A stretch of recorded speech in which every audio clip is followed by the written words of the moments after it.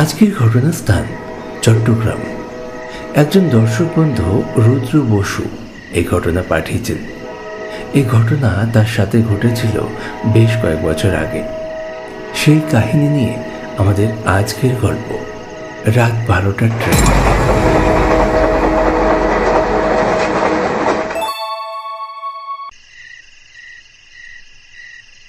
ঢাকা যাবেন না কি ভাই? হ্যাঁ, ঢাকা যাব।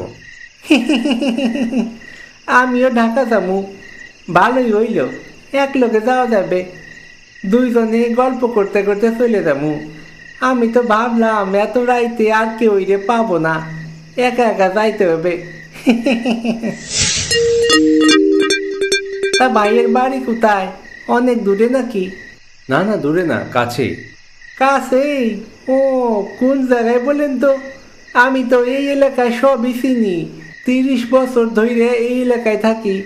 আমার তো অচেনা কিছু নাই, বুঝলেন না? লোকটা একটু বেশি বকে, গায়ে পড়া স্বভাব। এখানে আসার পর থেকে অবান্তর কথা বলে যাচ্ছে। রুদ্র এটা ঠিক পছন্দ করছে না। সে ওখান থেকে উঠে গেল।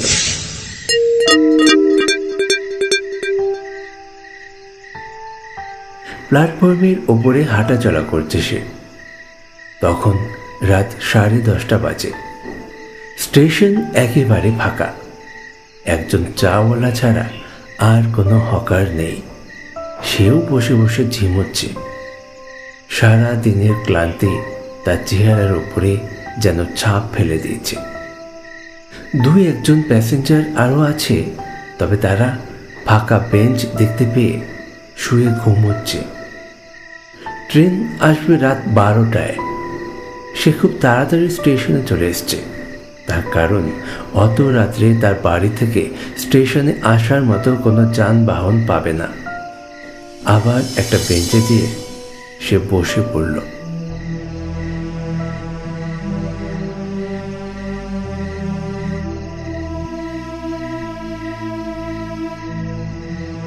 রুদ্র বেঞ্চে বসতেই সেই লোকটাও তার পাশে গিয়ে বসল। বেশ বিরক্ত বোধ করল রুদ্র। আবার সে বকবকানি শুনতে হবে। ওইখান থেকে উঠে এলেন কেন ভাই? মশায় কামড়ায় নাকি? হ্যাঁ হ্যাঁ, হ্যাঁ হ্যাঁ হ্যাঁ হ্যাঁ, মশার জন্যই উঠে এলাম। ও, আমারেও বেশি মশায় কামড়ায় নাই। কামড়াবে কেমনে? চীনা মশা তো, বুঝলেন না?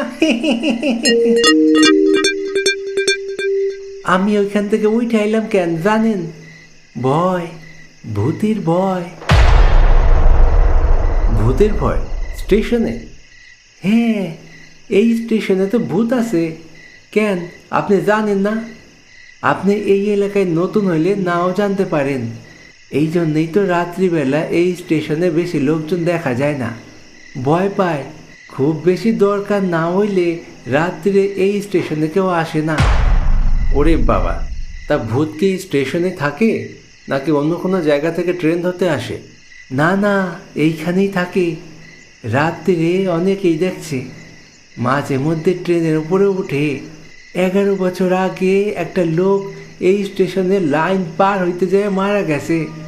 তারপর থেকেই নাকি নানা রকম কাণ্ড দেখা যায় এই স্টেশনে। ও, তা আপনি তো এই এলাকার 30 বছরের বাসিন্দা। সেই ভূতের সাথে আপনার যোগাযোগ নেই? কি ভাই, আপনি কি আমার সাথে মশকরা করতেছেন, না আমি আপনার সাথে মশকরা করতেছি? আমি কিন্তু আপনাদের সত্যি কথা কইতেছি। কি আর করি বলুন, আপনার কথা আমার কাছে ইয়ার কি মনে হচ্ছে। ভূত, সেও আবার স্টেশনে? এত লোকজনের মাঝখানে ভূত থাকে? আপনার সাথে এইসব ফালতু বিষয় নিয়ে কথা বলে সময় নষ্ট করার থেকে একটু ঘুমিয়ে নেওয়া ভালো, বুঝলেন? ট্রেন আসতে এখনো ঘন্টাখানেক বাকি আছে, আমি একটু ঘুমিয়ে নিই। আরে ভাই যাইন না, যাইন না ভাই। আরে ভাই শুনেন শুনেন, আরে ওইদিকে যাইন না, ওইদিকে বিপদ আছে।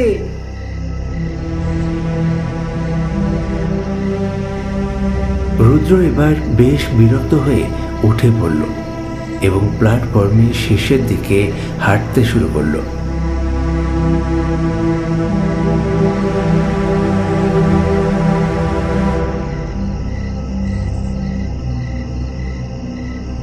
প্ল্যাটফর্মের শেষ প্রান্তটা আলো নেই, বেশ অন্ধকার।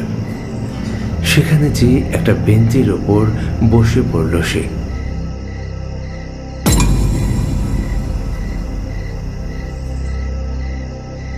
কিছুক্ষণ বসে থাকতে থাকতে তার নজর পড়ল প্ল্যাটফর্মের অপর প্রান্তে। কেউ একটা বসে আছে, পরনে সাদা পোশাক, মাথাটা দুই পায়ের মাঝে নামিয়ে দিয়েছে, মুখ দেখা যাচ্ছে না।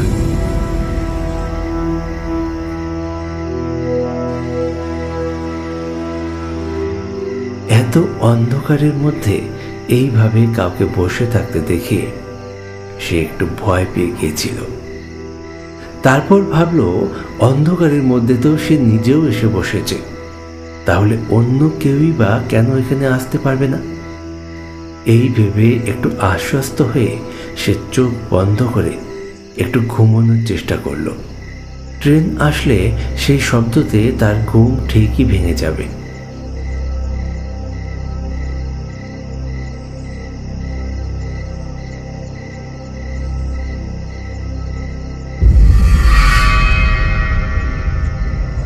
কিছুক্ষণ পর চোখ খুলে প্ল্যাটফর্মের অপর প্রান্তে তাকিয়ে দেখল সেখানে লোকটা নেই।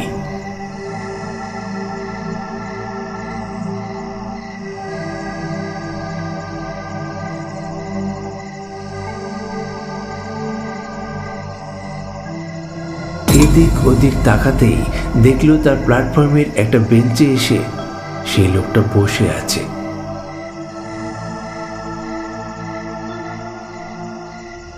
হয়তো এই প্ল্যাটফর্ম থেকে সে ট্রেন ধরবে। রৌদ্র মনে মনে ভয় না পেলেও তার মনের মধ্যে খুব অস্বস্তি হচ্ছিল। সে আর চোখ বন্ধ করল না, ওখানে বসে থেকেই এদিক ওদিক তাকাতে লাগলো।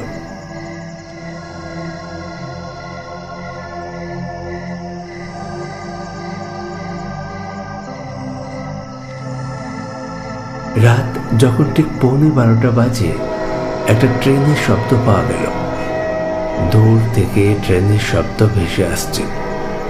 হ্যাঁ, ট্রেন আসছে, কিন্তু স্টেশনে কোনো অ্যানাউন্সমেন্ট নেই। যারা অ্যানাউন্স করে তারা কি ঘুমিয়ে পড়ল নাকি?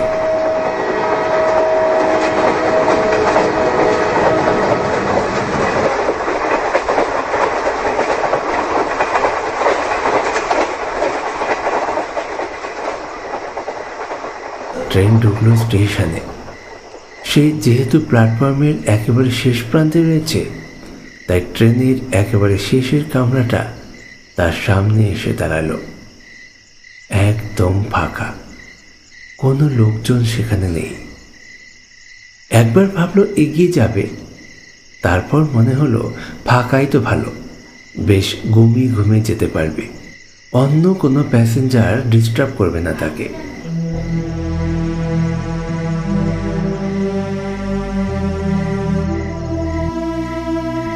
বেঞ্চে বসে থাকা সেই লোকটা সেইভাবেই বসে আছে, হয়তো অন্য কোনো ট্রেন ধরবে সে। এইবার রৌদ্র ট্রেনে উঠে পড়ল। ট্রেনে উঠে সিটে বসে জানালা দিয়ে বাইরের দিকে তাকিয়ে দেখল সেই লোকটা বেঞ্চে নেই।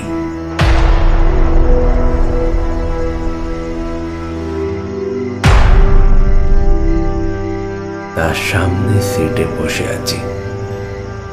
এত তাড়াতাড়ি সেখানে এলো কি করে? ট্রেনে ওঠার সময় তো তাকে দেখতে পায়নি। রৌদ্র এবার একটু ভয় পেতে লাগলো। ওটা মানুষ তো নাকি আগের লোকটা যেমন বলেছিল এই স্টেশনে ভূত? ধুর ধুর ধুর, কি সব ভাবছে সে। ভূত হতে যাবে কেন? দেখতে পাচ্ছে সামনে জামা কাপড় পরা একটা মানুষ বসে আছে। মনে মনে ভয় পেলেও রৌদ্র চুপ করে বসে রইল। মনের মধ্যে একটা অস্বস্তি।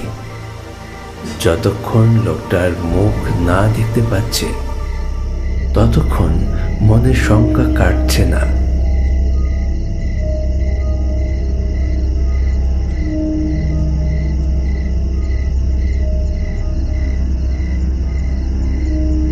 এই যে এই যে ভাই, এই যে ভাই, শুনছেন? আপনি ঢাকা যাবেন নাকি?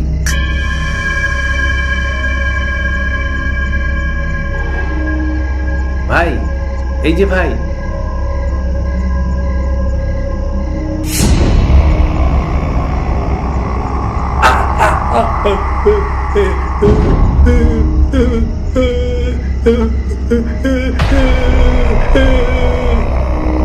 লোকটা এবার মাথা তুলল।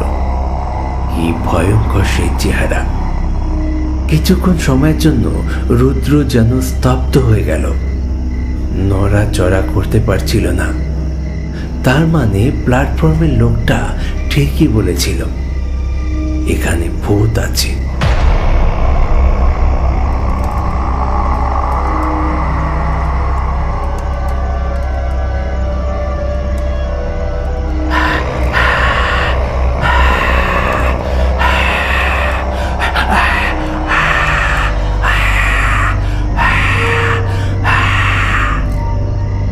রুদ্র চিৎকার করতে যাচ্ছে, কিন্তু তার গলা দিয়ে কোনো শব্দ বেরোচ্ছে না। ট্রেনটা তখনও ছাড়েনি। সে ট্রেন থেকে নেমে যেতে চাইছে, কিন্তু যাবে কিভাবে? সামনে বসে আছে ভূত। ওঠার মতো শক্তি রুদ্রর শরীরে নেই। ভয়ে কাঁপছে সে।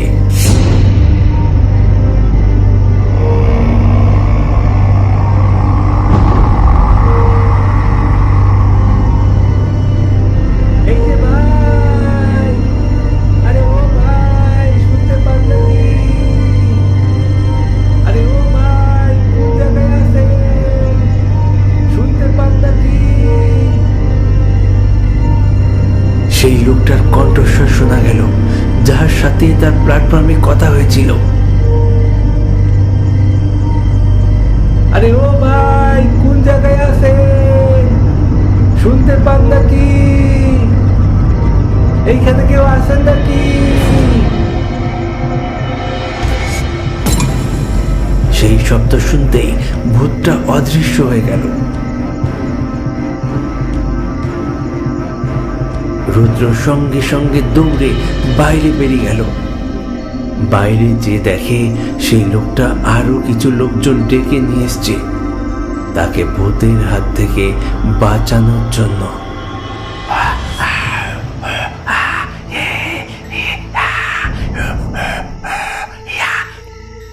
রুদ্র তাদের সামনে চেয়ে কিছু বলতে চাইল, কিন্তু ভয়ে তার গলা দিয়ে কোনো শব্দই বেরোচ্ছে না। কি ভাই, কইছিলাম না ওই দিকে যায়েন না, ভূত আছে। দেখলেন তো, আমি মস্করা করি নাই আপনার সাথে। আপনার বাড়ির লোকজনকে খবর দেন, তারা আইসে আপনারা নিয়ে যাক। আজকে আপনি আর ঢাকা যাইতে পারবেন না।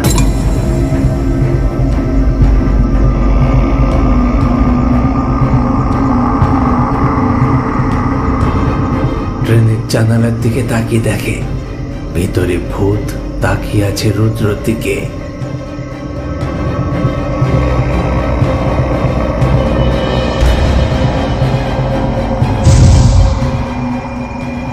ওটা দেখে রুদ্র অজ্ঞান হয়ে যায়। সেই লোকগুলো রুদ্রকে রেল কর্মীদের হাতে তুলে দিয়ে যে যার নিজের গন্তব্যে চলে যায়।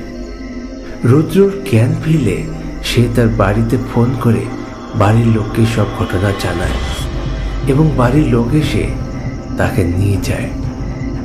রুদ্র ওই ঘটনার পর এতটাই আতঙ্কিত হয়ে গেছিল যে অনেক দিন সে কাজে যেতে পারেনি, ভয় পেত। আজকের মতো গল্প এখানে শেষ করছি।